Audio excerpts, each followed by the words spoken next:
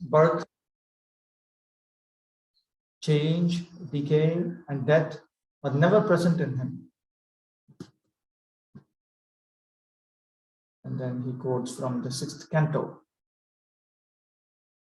Vitrasura vadad atibhita suraha swatranaya harimstuvanti.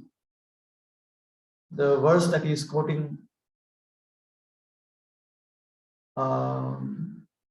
is a part of a prayer that the demigods offered to Lord Hari to protect them when they were extremely frightened when Vritrasura was killed. Shishashtaskande. This is in connection with the killing of Vritrasura. Shishashtaskande cha mitho viruddha achintya shaktitvam yatha gadyeshu durravabodha ivayam dava vihara yogo yad dasharano asharira idam anavekshita asmat samavaya atmaneva vikriyamanena sa gunam agunaha srajasi harasi pasi. Prose statements in the 6th canto describe his possessing inconceivable, mutually contradictory qualities. O Lord, you need no support, and although you have no material body, you do not need cooperation from us. Since you are the cause of the cosmic manifestation and you supply its material ingredients, without being transformed, you create, maintain, and annihilate this cosmic manifestation by yourself. Nevertheless, although you appear to be engaged in material activity, you are transcendental to all material qualities. Consequently, these transcendental qualities of yours are extremely difficult to understand. Terrified of Vritrasura, the demigods offered these prayers to Lord Vishnu for protection.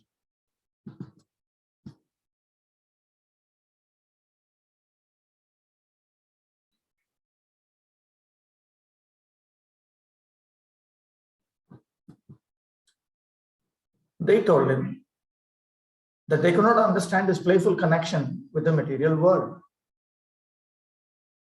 He seemed impossible to comprehend. Those who have been blessed with insight into his mysterious potencies can understand him, but those who acquire knowledge only through direct perception and logic cannot, because the modes of nature cannot touch the personality of Godhead. He has no material body or support. He takes no help from anyone, and he performs no activity that generates reactions. Simply on his own, he creates this world with all its varieties by mixing the modes of nature, sattva, rajas, and tamas.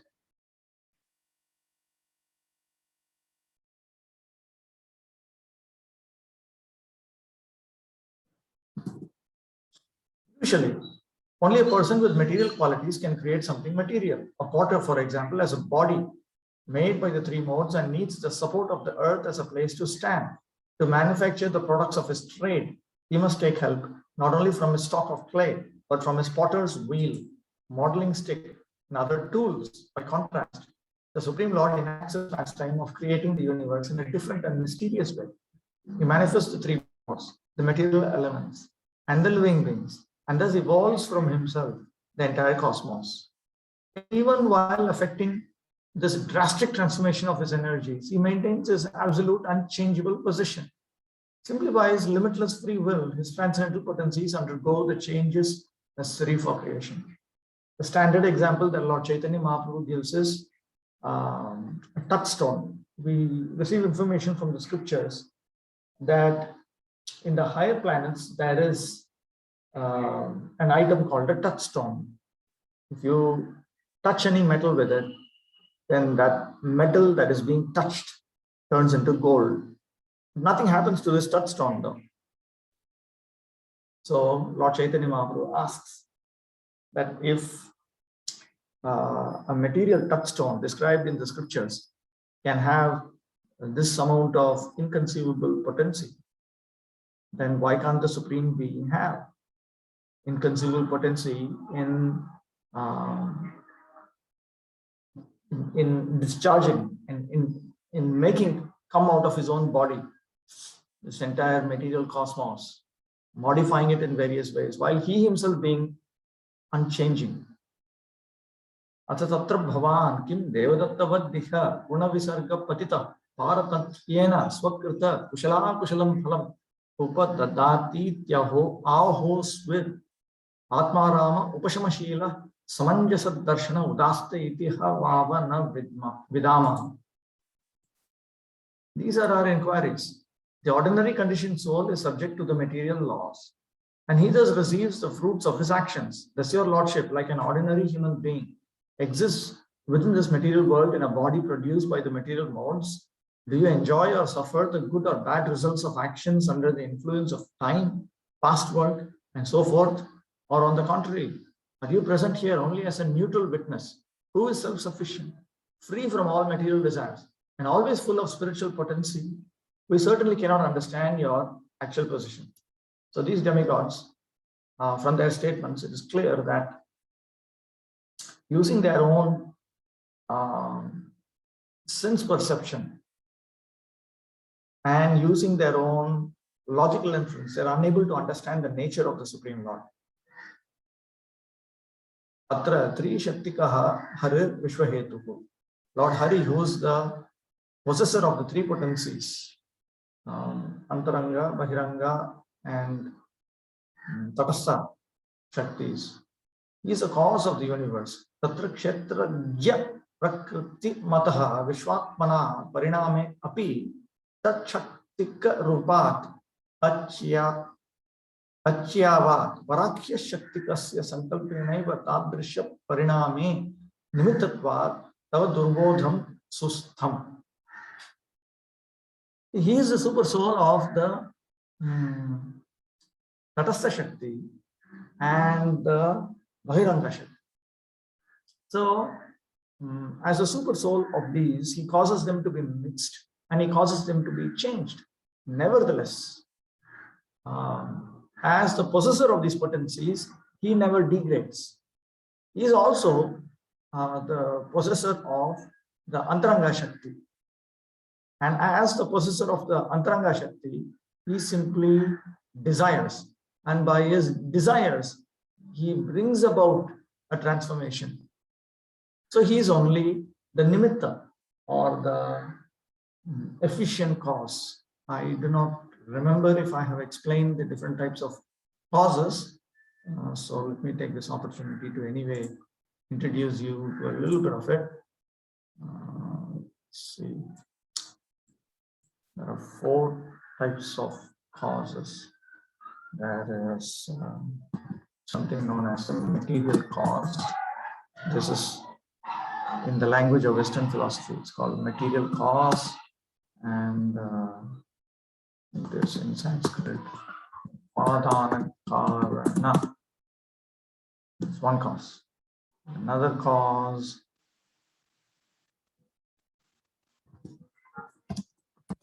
efficient cause. Or at least 3 causes are there very much. Third is called cause. It's also called instrumental cause.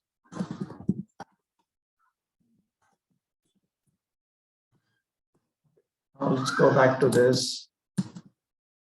Yes, purport. Take up a standard textbook example from Vedanta philosophy. Consider a pot, a clay pot. Suppose I ask, what is the cause of this clay pot? A clay pot is made out of clay. That is the ingredient. So the ingredient cause, also known as material cause, is clay. Because without that ingredient, you cannot have clay pots. But clay does not by itself become clay pots. You need a potter. You need a person who actually does something to that clay in order to make it into many clay pots. So he is called the nimitta karana, the efficient cause. But that also is not enough, because the potter requires his instruments, the potter's wheel and so on. It requires some accessories. So the accessories, that is another cost. So the question that is often raised in Vedanta Darshan is, how is the Supreme Being the cause of this universe? Is he the ingredient cause, or is he the material cause? Is he the efficient cause? Is he the accessory cause? There are some philosophers who say he's only the efficient cause. There are some others who say that he is all three. In Gaudiya Vaishnava Vedanta, we accept that in a particular sense, in a particular manner, Krishna is all three. How is he all three? Sri Baladeva Vidyabhushan in his writings points out that as the possessor of Antaranga Shakti, he is the efficient cause. But as the possessor of the Tatastha and the Bahiranga Shakti, he is the Upadana Karana and Sahakari Karana. He is the material cause and the accessory cause. Anyway, that we'll come across it when we study Govinda Vashan. The demigods mentioned that Lord Vishnu maintains the cosmic manifestation. This maintenance is also inconceivable, as they are now describing an ordinary person, the Devadatta, of numerous examples and textbooks of Vedic logic. Devadatta is like Mr. XYZ. Builds a house and cultivates a field for himself. He resides in a district populated by friends, enemies, and indifferent parties, where he enjoys and suffers the fruits of his lawful and illegal activities. Is Lord Vishnu just another such person? Has he fallen under the influence of the material modes when he participates in the wars between the demigods and demons? Has he lost his independence when he appears to be partial and shows compassion for the demigods? Does he also enjoy and suffer the results of auspicious and inauspicious acts? Does he accrue reactions for his work, or does he remain always impartial and undiminished in his potency, a neutral and self-satisfied witness, taking no part in the happiness and misery of this world? The demigods cannot determine the truth of the matter. Still continuing. Nahi virodha ubhayam bhagavatya pariganita guna gana Ishvare Navagahya Mahatmye Arvachina Vikalpa Vitarka Vichara Pramana Bhasa Kutarka Shastra Kalilanta Kranashaya Duravagraha Vadinam Vivada Annavasara Uparata Samasta Maya Maye Kevala Eva Atmamayam Antardhaya Onvartho Durghata Iva Bhavati Surupadvaya Abhava Sama Vishama Matinam Matam Anusarasi Yatha Rajju Khanda Sarpadi Dhyam. O Supreme Personality of God, and all contradictions can be reconciled in you. O Lord, since you are the Supreme Person, the reservoir of immeasurable spiritual qualities and the Supreme Controller, your unlimited glories are inconceivable to the conditioned souls. Many argue about right and wrong without knowing the truth. Their arguments are false and their judgments inconclusive. They have no authorized means by which to gain knowledge of you, because their minds are agitated by scriptures containing ambiguous conclusions. They are unable to understand the truth concerning you. Furthermore, because of polluted ambition to present the right conclusion, their theories are incapable of revealing you, who are transcendental to their material conceptions. You are one without a second, and therefore apparent contradictions in you, such as doing and not doing, and being one and being many, are not contradictory. Your potency is so great that you can do and undo anything as you like. With the help of that, what is it for you? Since there is no duality in your constitutional position, you can do everything by the influence of your energy. A rope may frighten a bewildered person who considers it a snake, but it will not frighten a person who correctly perceives it as only a rope. Similarly, you as a super soul in everyone's heart inspire fear or fearlessness according to one's intelligence, but in you, there is no duality.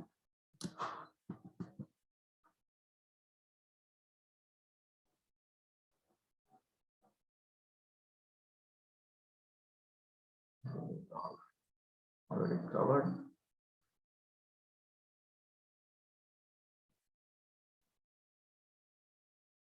Evam लोकदृष्ट्या विरोधम आपाद्य अचिंत्य शक्ति दृष्ट्या तद अभाव आपादयन्ति नेति. So from ordinary worldly perception, they point out that you see many contradictory features, but from the perspective of his inconceivable potencies, you don't perceive contradictory features in him. If you understand his possession of inconceivable potencies.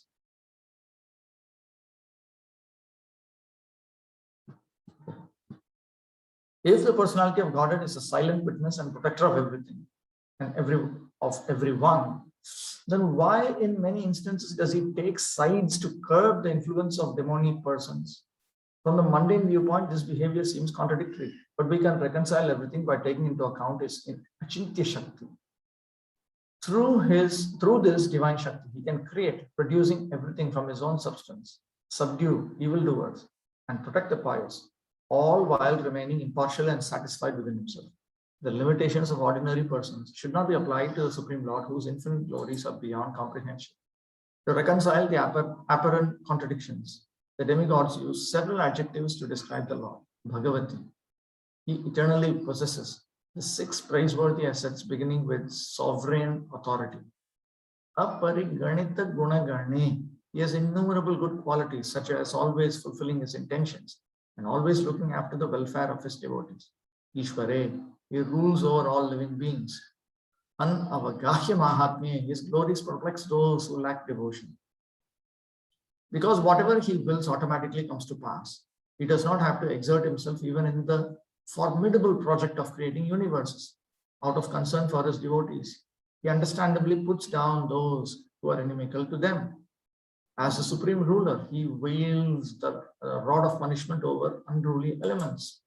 The word Bhagavati indicates that he is the eternal master of Lakshmi, the source of all opulence, and thus he always remains detached, free of all material aspirations. He creates and maintains this world for the benefit of others, not for himself. Lord Vishnu might ask the demigods, but why do learned scholars avoid acknowledging these facts about me? In reply, the demigods describe such scholars as Arvachina. Arvachina means immature, unqualified to approach essential truth. They use guesswork and hypothetical logic, citing scriptures of questionable authority to support their opinions. Because such scholars are always in the embrace of illusion, their minds remain asleep on the bed of ignorance, proudly arguing among one another. They can never understand the Supreme Person. These philosophers use speculative methods such as vikalpa, weighing alternatives. Is it this way or that? Vitarka, indecision. What is actually going on here? And vichara, presumption. It must be like this. All these are considered dubious methods of reasoning. Pramana, abhas. These are reflections of sources of valid knowledge. Lord Vishnu might then object, but I have a deluding power, Maya, that enchants people. This Maya conjures these contradictory appearances, but they have no reality. The demigods reply with a statement, Uparata samasta Maya maye. You are above indulging in any kind of illusion. The Supreme Lord's energies are real, not illusory. Everything they produce is real. The Shruti authority confirms this. Yatha tathyo arthan vyadadhat. This is Ishopanishad. Just give me a minute.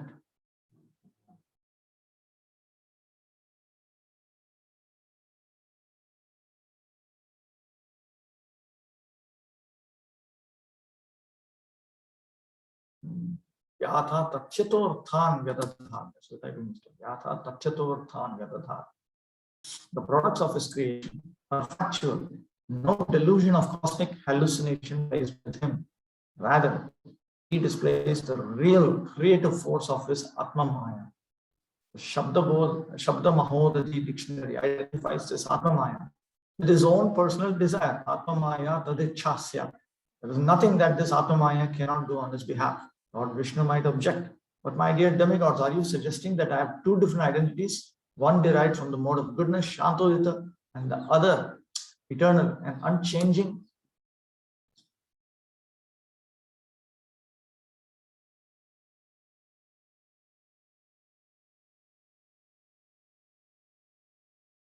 Sagunam Shantoditam Ekam, Nirgunam Nityoditam Dvitiyam.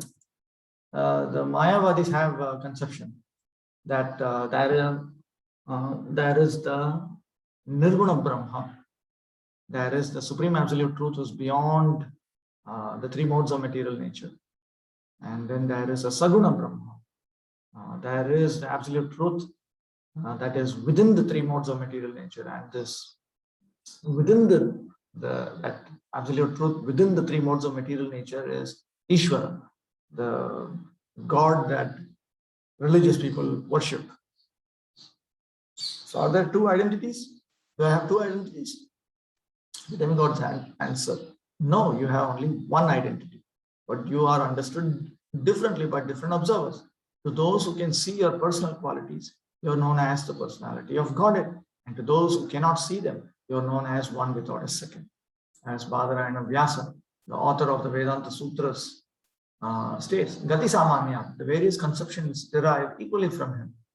Baladev Vidyabhushan, recognized as foremost Gaudiya Vaishnava commentator on Vedantas, takes this sutra as evidence that the Supreme Truth is one, not many, because it confirms that all the different ideas about him presented in the Upanishads are equivalent to one another. Evamaha Sutrakara. This is stated by the author of the Vedanta Sutras. Swarupadvaya Abhavat. And this verse of Bhagavatam from the 6th canto, it itself says that he has only one Swarupa, not two Swarupas. Ekevatvam avyakta vishesha kevala uchyase vyakta visheshastu Bhagavan. So then,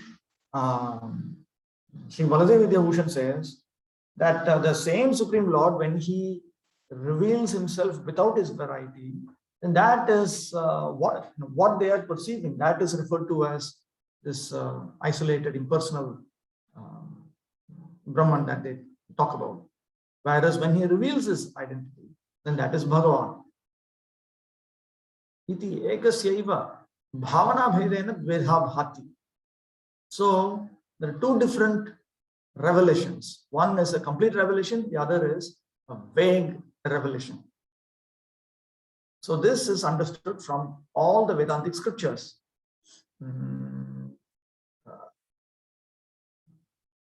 Okay, then he gives an example. Nice example. Even Narada, as he was approaching from a distance, was perceived by Krishna in different ways. Chayas Visham ityavadharitam pura tata shaririti vibhavitakritim vibhur vibhakta vayavam pumaniti kramadamum narada ityabodhisa. The all-powerful one first saw a brilliant mass of light. He then discerned that some embodied person approached. Gradually, he began to distinguish the person's bodily features. And finally, he saw that Narada had arrived. So, look, that is now, what actually is going on here? Narada has appeared. This is when Narada, he came before Krishna. This is from a famous poem called Shishupala Vada, which summarizes how Shishupala was killed. There are about 15 chapters in Mahabharata talking about it. And you'll find some details in Bhagavatam and other places. So this is just one poet who synthesized that, and using his own poetic ingenuity, he worked out a very famous poem known as Shishupala Vada. So there, now he's a neutral third party, keep in mind. He is not Gaudiya Vaishnava or anything, nothing of that sort. So he's describing how Narada was perceived. Narada was appearing, but first they saw a brilliant mass of light. Then they noticed that there is Shariri, there was an embodied person. Then gradually they began to distinguish the different parts of his body clearly.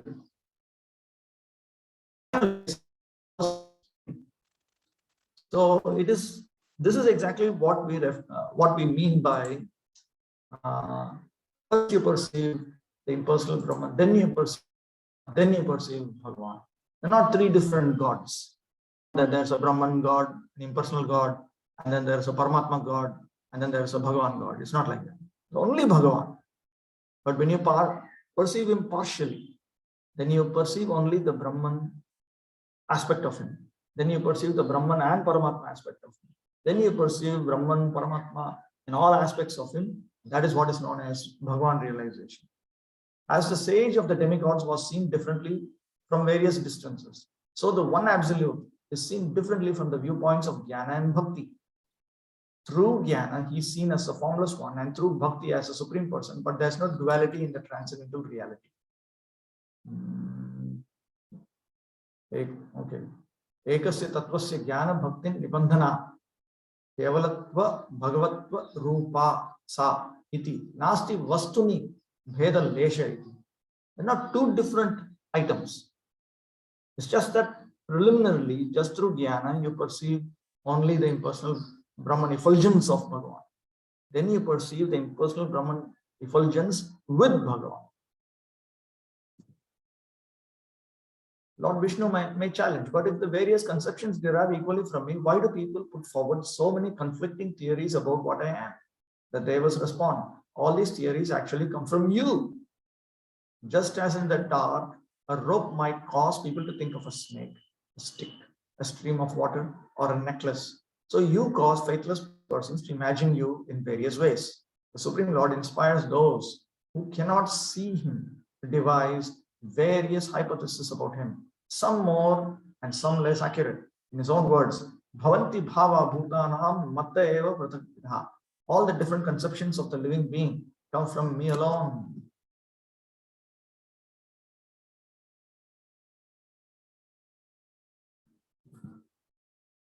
Vina Sharira Cheshtatvam, Vina Bhumyadi Samshrayam, Vina Sahayam Te Karma Vikriyasya Sudurgamam. You have no bodily activity. You need no support from earth and the other material elements, and you do not take help from anyone. It is very difficult to understand how you act without undergoing transformation. So these are all Sri Rupa Goswami's own versified explanation, or paraphrase actually, to clarify those prose passages from the 6th canto. Atra Karika, these are actually Karikas. In a series of Karika verses, Srila Rupa Goswami now explains the 6th canto passage quoted in text 99 through 101. In text 99, the demigods call Lord Narayana Asharana, without shelter. And text 102 defines this word as meaning not needing support from the earth and other material elements. The word Sharana means shelter, not only in the sense of residence, but also support. Anavekshitasmat samavayaha. Not looking to us for assistance is defined as not taking help from anyone else. Vihara yoga, engagement in pastimes, refers to the Supreme Lord's activities. Ufto guna visargena devasura ranadikaha tasmin patita asakta paratantriyam tu tadbhavet yaddashiteshu deveshu paravashyam kripakritam. Some say that impelled by the modes of material nature, you participate in activities like battles between demigods and demons, but that would make you a fallen conditioned soul attached to matter and controlled by higher powers. When you submit to the control of the demigods, your surrendered devotees, you do so out of compassion. This verse explains the phrase Guna Visarga Patita from text 100, which means fallen into a material body impelled by the modes of material nature. Although it might seem that the modes of nature impel the Supreme Lord to take part in the quarrels between the demigods and their enemies, the demigods reject this idea.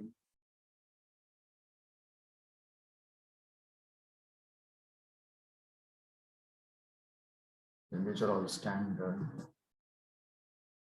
Tena swakritam atmiya kritam shubha shubhetara sukha-dukkadi rupam kim phalam svi urute bhavan. Thus you perform auspicious and inauspicious acts, or more precisely, you perform these acts through your devotees. Do you then take upon yourself the fruits of happiness, distress, and so on?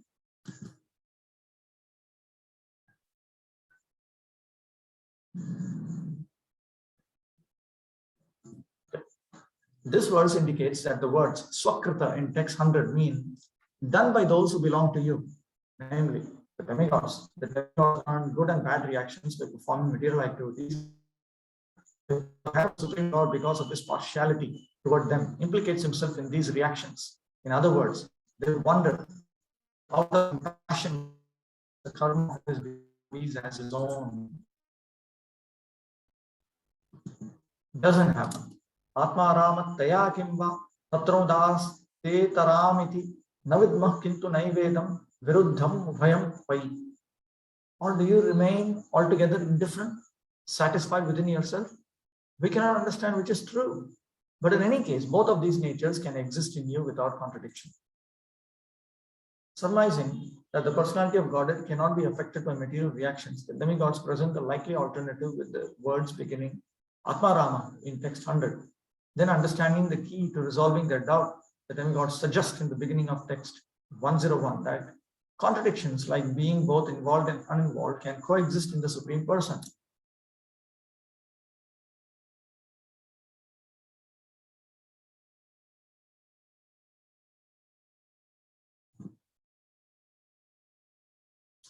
तत्र हेतुर भगवती इत्यादि प्रोक्तम पदद्वयम तथैवेश्वर इत्यादि पदानां पंचकम matam. The demigods give evidence for this in text 101 in the pair of phrases that starts with the word Bhagavati and in the series of 5 subsequent phrases that starts with the word Ishvara. The demigods describe Lord Narayana in 7 ways to explain how he can encompass seemingly contradictory natures. Bhagavati, he is the omnipotent Godhead. Apariganita guna garne, he has innumerable transcendental qualities. Ishvare, he is a supreme controller. Anavagahya mahatmya, he is greater than anyone's intelligence can comprehend. Arvachina vadinam vivada anavasare, mundane thinkers cannot understand him by their speculative arguments. Uparata samasta maya maye, nothing about him and his creation is illusory. And Kevala is the only reality. Is the only reality. Makes it clear that he is perceived as impersonal Brahman by those engaged in the process of jnana. Bhagavattvena sarvagyam satgunatvam tathanyataha brahmatvam kevalatvena labhyate tatracha sputam. Calling him Bhagavan establishes his omniscience, while describing him with the next 5 phrases establishes that he possesses all transcendental qualities. That is, Brahman, the absolute truth, is understood from his being Kevala, one without a second. Kevalatvena saptama padarthena tu brahmatvam anabhivyakta sarvagyatwade lakshanam labhyate. So when we notice that he is referred to as an undifferentiated Brahman, variety-less Brahman, then we should understand that he has not manifested his omniscience and various other characteristic features. The first of the 7 descriptions of Lord Narayana listed by the demigods, the description of him as Bhagavan, establishes that he knows everything. The next 5 descriptive phrases depicting his possession of innumerable excellences, establishing that he feels compassion for his devotees, that he relieves them of all distress, that he destroys those who are wicked, and so on. The 7th description, as one without a second, establishes him as a supreme truth conceived of as impersonal by those unaware of his personal qualities of omniscience, and so on. Yadyapi brahmata heto sarvatra syat tatastata tathapyadi gunadvaya bhaved bhaktanukulata. Although as absolute truth, he always remains impartial. Still, because of the first 2 characteristics, he favors his devotees. Anu kevalatvam chet swadhar swarupa dharmastarkit deveshu bhakteshvapi tasya tatastata udasinatvam syat. If he were to be the impersonal absolute experienced by impersonalistic jnanis, then characteristically he should be indifferent even to his devotees, the devas. Tathapi, nevertheless, even though he is perceived as such by impersonalistic jnanis, still, because he possesses features such as being Bhagavan, therefore, he has his characteristic nature of manifesting his transcendental features to his devotees. Tasyapi tadvayasya kevalatvavat swarupa dharmatvat.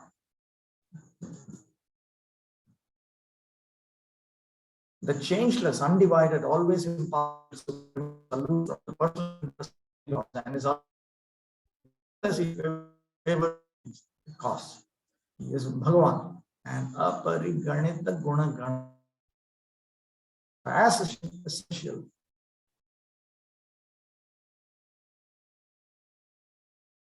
as his favor. Nanu ekasya surupasya dvairupyam katham ekada tatraha arvachineti tadrishanam hivadinam vivadasyanavasare tasyatavad dagochare. But how can someone with one essential identity simultaneously have two different natures? This question is answered by the phrase beginning with the words arvachina. Arvachina literally means recent, but in Sanskrit, arvachina means immature.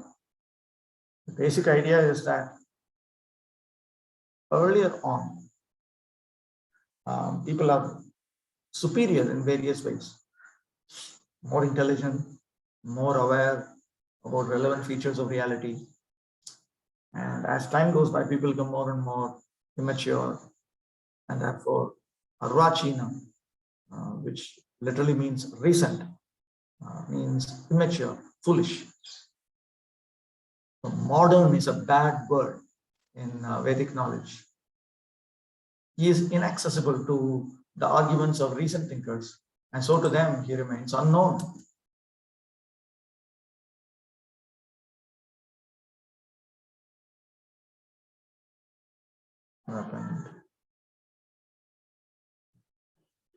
Nanu asadharanasya kevalatvasya yavartakatvat bhagavatvat brahmatattvam anyat syat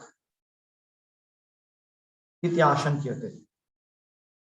Okay, so the impersonal feature of the Supreme is extraordinary because it is exclusive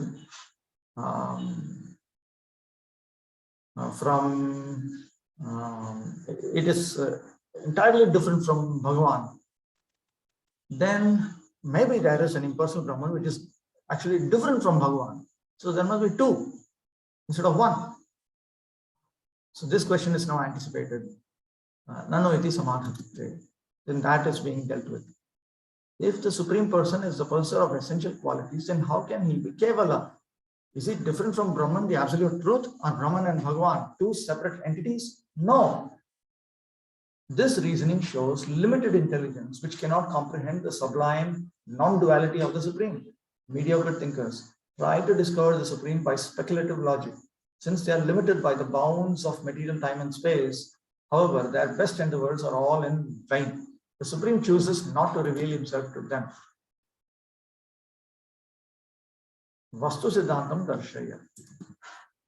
Ato Chintyatma Shaktintam Madhye Krityatra Durghataha Konvarthasya Viruddhopi Tathaivasya Hyachintyata Sachanana Viruddhana Karyanam Ashrayan Mata.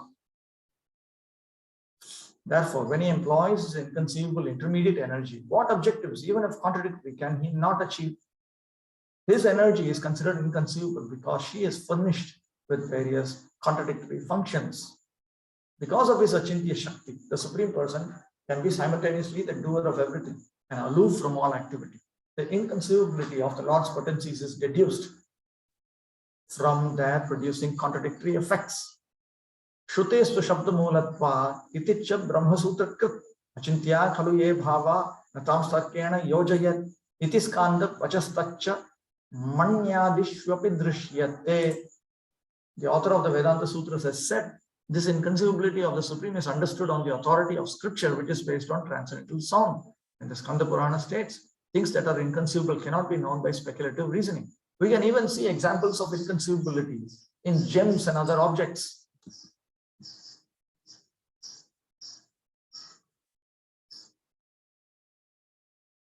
न केवलम अनुमानम एव तत्र प्रमाणम अपितु श्रुत्यादि च अस्ति इत्याह श्रुतेस्त्विति. Now, one cannot just understand this merely through logic. Rather, one should understand it on the basis of Shruti evidence. Asyartha laukike kartari kulalavat vardhakyado ye dosha vikara khedayaste paramatmani kartari nasyu. Take the instance of a potter, a worldly example. A potter, he creates different things, but he has several defects. He grows old, he gets tired, he feels fatigued, and so on. But none of these defects are in the Supreme Soul.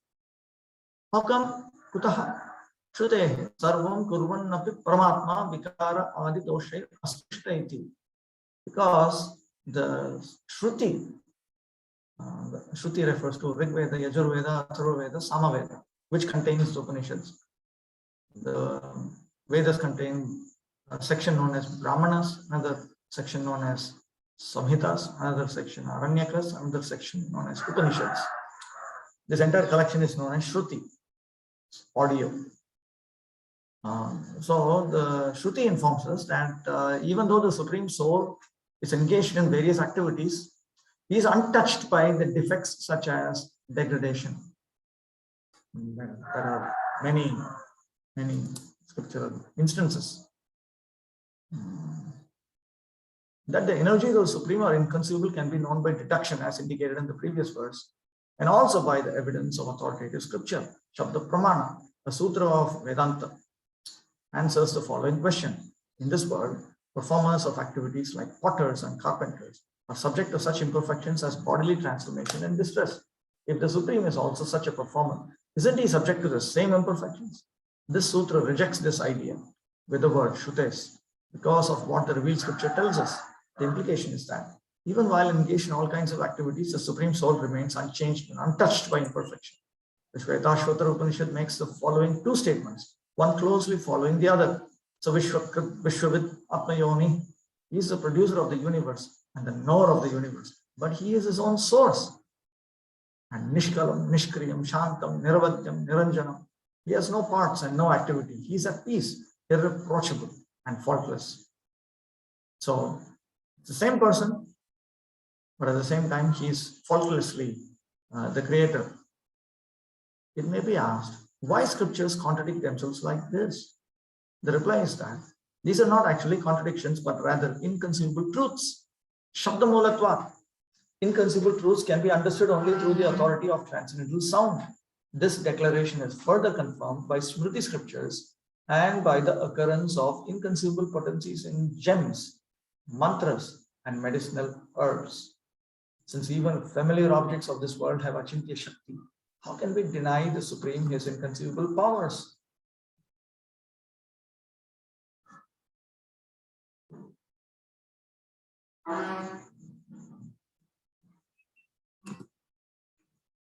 Tatrashim ch vinashaktim nasiddhyet parameshata yatascha navaga hyat venasya mahatmyamuchyate. Without such energy, he cannot actually be the Supreme Controller. Because of this inconceivable energy, his greatness is said to exceed the scope of thought. Nacha Ishwarasya Ajnanam Kuhakam Va Shakyam Vaktum. It is also not possible to say that the Supreme Being is in ignorance. There is a reason why Sri Rupa Goswami brings up these points. This is because there are like the Mayavadis, Shankaracharya's followers, they say that the Supreme Being, the Supreme Lord, he's a product of delusion. So, but you cannot say that the Supreme Controller is in ignorance. Nor can you say that he is using his magical powers to deceive us. The reason for that is stated in text 113. Ajnanam indrajalam va vikshate yatra kutrachet ato na paramaishwaryam tena tasya prasidhyati. Someone may object, but if illusion created by ignorance or magic tricks is seen somewhere, that cannot be evidence of the supreme controller. Tacha tasya nahityaha sputam choparate yadaha tatha bhagavati tyadi padanam षट्तयस्य च भवेत् प्रयोग तात्पर्यम् अत्र निष्फलम् एव हि. This objection is answered clearly in text 101 by the phrase beginning with the word uparata, a phrase stating that all traces of illusion withdraw from him. If the objection were valid, then the 6 descriptions of him beginning with the word Bhagavati would be pointless.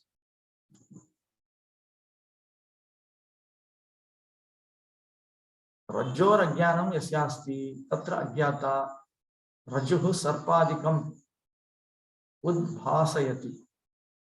So that person who has no knowledge about a rope, because he is in ignorance, he thinks that this rope is a snake and so on. The standard example from Vedanta philosophy again. A confused person may perceive a length of rope as a snake or something else.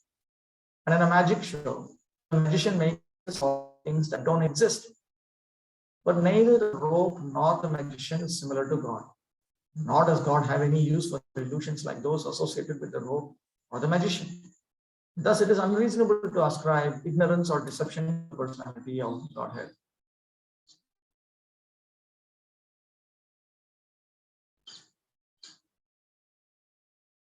No, why would he need to do all these things? According to the demigods in that prayer to Lord Narayana in text 101, Nahi Virodha Ubhayam Bhagavati, the dual natures of participation and neutrality are not contradictory in him, the Supreme Lord. He is Uparata Samasta Maya Maye, never associated with illusions. If he were to produce illusions like those of a misperceived rope or a magician, the perfections the demigods ascribe to him would be invalidated. 2 types of illusions. One is the sort of illusion that occurs when you, out of ignorance, misperceive something due to ignorance. Like when you look at a rope and you think that's a snake. Another type of illusion is intentionally caused by a magician. But neither of these are found in the Supreme Being. The demigods would certainly not ascribe these qualities to him if one could so easily invalidate them. Tasma na shastra yuktibhyam ubhayam tad virudhyate tathapyucha vachadhyam annevam tattvavedinam matanusarato bhasi rajjuvatvam tatha tatha. Thus, neither of the Lord's apparently contradictory natures are refuted by scripture or logic. All the same, say the demigods, like the rope, you appear differently to different observers. According to their high or low intelligence, those who do not properly understand you in truth form differing opinions about you. Far from denying that the Supreme Lord can both act and not act, scripture and reason join in asserting that his Achintya Shakti makes this possible. He maintains the creation, yet remains detached from it. Those who cannot understand this most profound philosophy resort to alternative theories.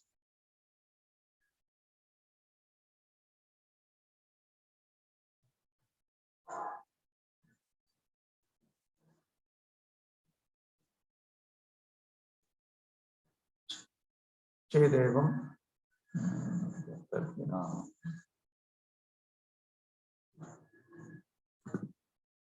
Nanu bho kevalam jnanam brahma syad bhagavan punah nana dharmeti tatrapi swarupat vayamikshiyate iti praha swarupeti tat swarupasya naivahi kadapi dvaitamekasya dharmadvayam idam dhruvam. Someone may object, but dear sir, the absolute truth must be pure knowledge, one without a second. Yet you say he is the personality of Godhead possessing many qualities. In this we see a duality of identities.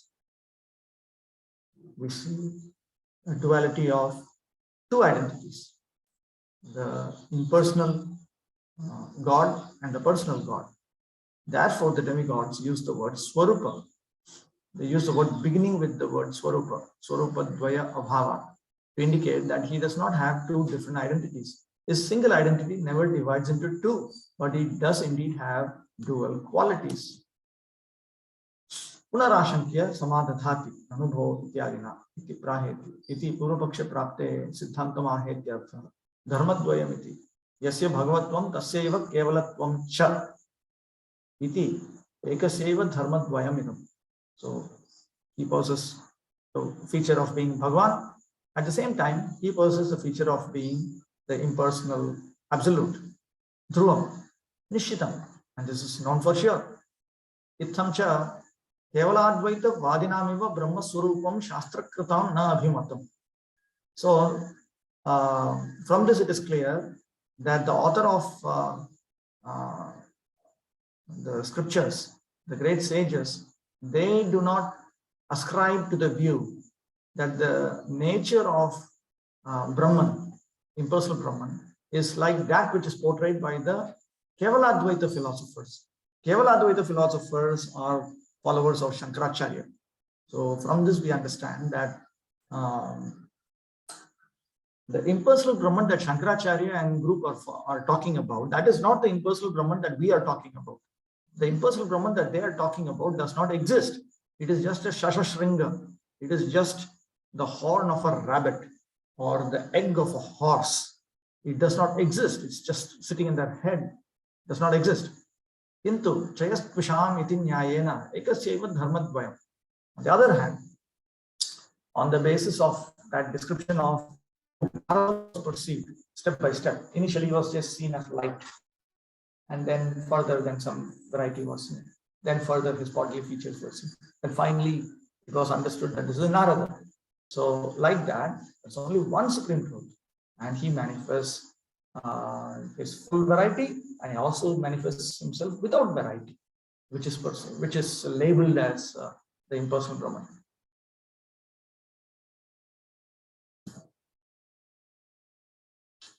Our impersonalist tries finally to rephrase his objection that the Supreme has the two different qualities of personality and impersonality, however, is irrefutable.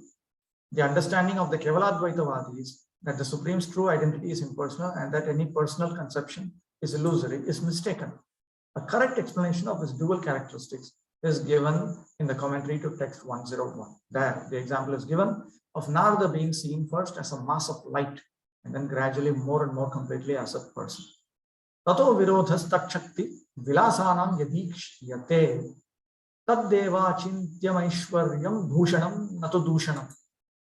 Therefore, the apparently contradictory play of his energies is certainly due to his inconceivable supreme power. It is an ornament rather than a fault.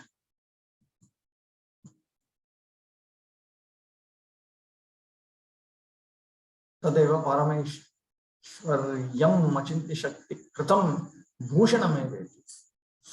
It is actually a good feature in the Supreme Absolute Truth that he has such sovereign, supreme, inconceivable potencies. Eveti nirvishesha vada gandhopi nasti iti na prachasartham virodha leshascheti. So there is not even the slightest trace of impersonalism in the teachings of the predecessor or scriptural authorities. And there is no contradiction with the teachings of the predecessor authorities like Madhvacharya and so on. So we are not semi-impersonalists. We are full-fledged personalists. We are only saying that when the Supreme Being reveals himself without revealing his variegatedness, then the content of the meditation of those who meditate on him and who are not fortunate enough to perceive his variety, that content is what is referred to as impersonal Brahman. It requires some intellectual maturity to understand this. There is a concurrence of opposites in the Supreme Person, such as his non-involvement in creation simultaneous with his production and sustenance of all the worlds. This concurrence is made possible by his Achintya Shakti and is evidence of his absolute supremacy. This contradictory play of energies is one of his all attractive ornaments that cannot be stained by impersonal misinterpretations. It's perfectly in line with the opinions of ancient authorities. Yameva virodhoptis tritiyepi cha drishyate karmanyanihasya bhavo bhavasya te durgashrayothari bhayat palayanam kalatmano yat pramadayutashrama swatman rate chidyati dhir vidamiha iti. Uddhava. We find similar contradictory language in the third canto. My Lord, even the most learned sages in the world become disturbed in their intelligence when they see that your greatness engages in fruitive work, although you are free from all desires, that you take birth, although you are unborn, that you flee out of fear of the enemy and take shelter in a fort, although you are the controller of invincible time, and that you enjoy householder life surrounded by many women, although you enjoy in yourself.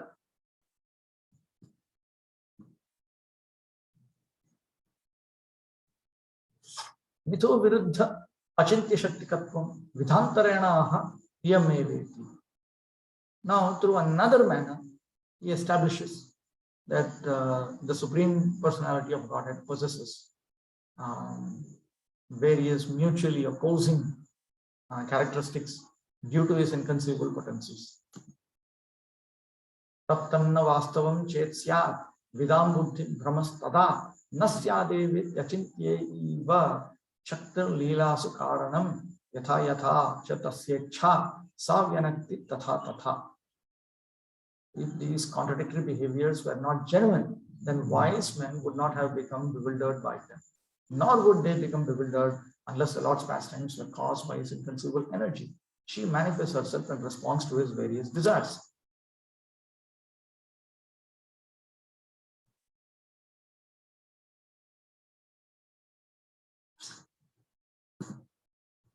Okay, now let me go back.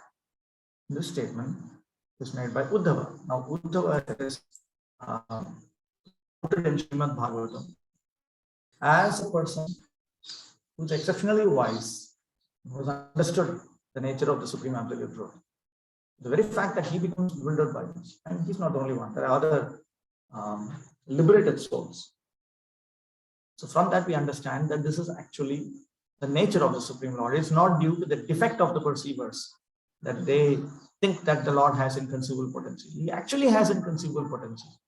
Here is more proof that the Lord's Achintya Shakti reconciles otherwise incompatible opposites.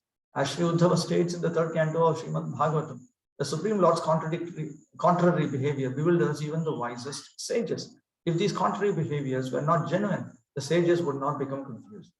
There must be a real force that creates these real effects.